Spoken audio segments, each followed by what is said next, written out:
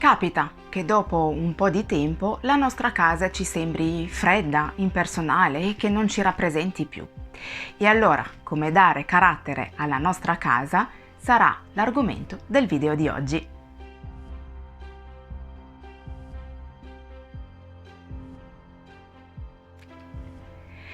Dare carattere alla propria casa non è sempre facile. Quando si arreda casa, spesso si va in un mobilificio e si compra più o meno tutto l'arredamento nello stesso stile. E poi si dipingono le pareti solo di bianco, così si ha la certezza che tutto sia assolutamente armonioso. È una cosa sbagliata? No, assolutamente, ci mancherebbe. Non ci sarà nulla che disturba chi abita in casa e neanche chi viene come ospite. Però quello che ho notato è che la maggior parte delle volte questa non è una scelta ponderata, bensì una non scelta. Diciamo la decisione più facile per non rischiare di sbagliare. E purtroppo questo è un gran peccato, perché obiettivamente ci si stuferà molto presto. La casa infatti non rispecchierà a pieno il carattere di chi la abita. L'hai fatto anche tu?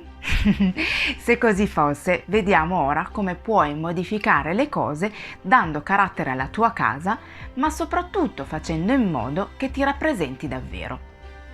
Va da sé che non puoi mettere tante cose, magari di diversi colori, in maniera del tutto casuale.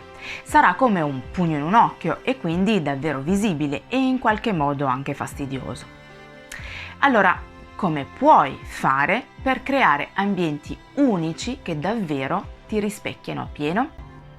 Allora, uno dei primi modi è il mix di stili. Va fatto in maniera ponderata e va studiata, ma può davvero dare dei risultati favolosi. Ne ho parlato nel video della settimana scorsa, ti metto il link nella descrizione, così lo puoi rivedere. Il tuo carattere ha senza dubbio tante sfaccettature e non può essere raccontato con uno stile solo, no? Un altro modo è il sapiente uso dei colori. Le tinte hanno dei significati psicologici molto forti ed impattanti. Saperli usare nelle giuste dosi e nei giusti ambienti può essere di aiuto per creare atmosfere suggestive ed accattivanti. Anche di questo, della psicologia dei colori, ne ho parlato in un video e anche qui ti metto il link nella descrizione.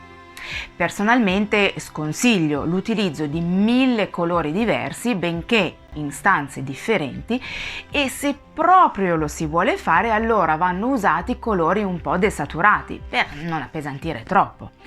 E comunque soprattutto va ricercato un filo conduttore che unisca questi ambienti dalle tonalità così diverse.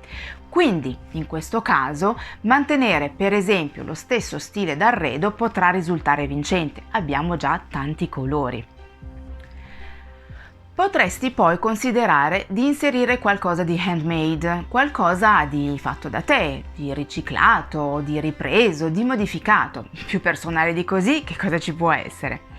Capisco però che non è sempre facile perché ci vuole fantasia e soprattutto manualità. Ora, per la manualità, se non la possiedi, puoi facilmente trovare un buon artigiano che ti possa dare una mano.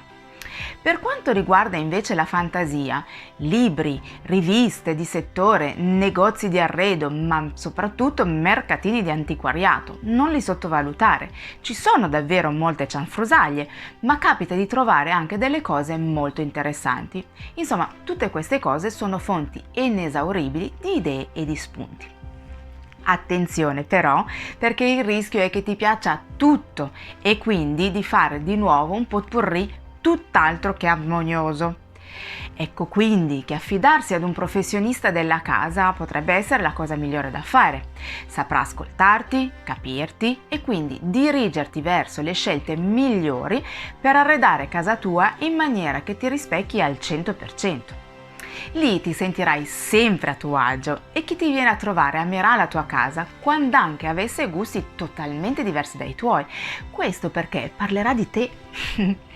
Quindi, se ti appresti ad arredare casa o se proprio a causa di scelte sbagliate o non scelte vuoi modificare qualcosa a casa tua, non esitare a contattarmi. Noi ci vediamo al prossimo video.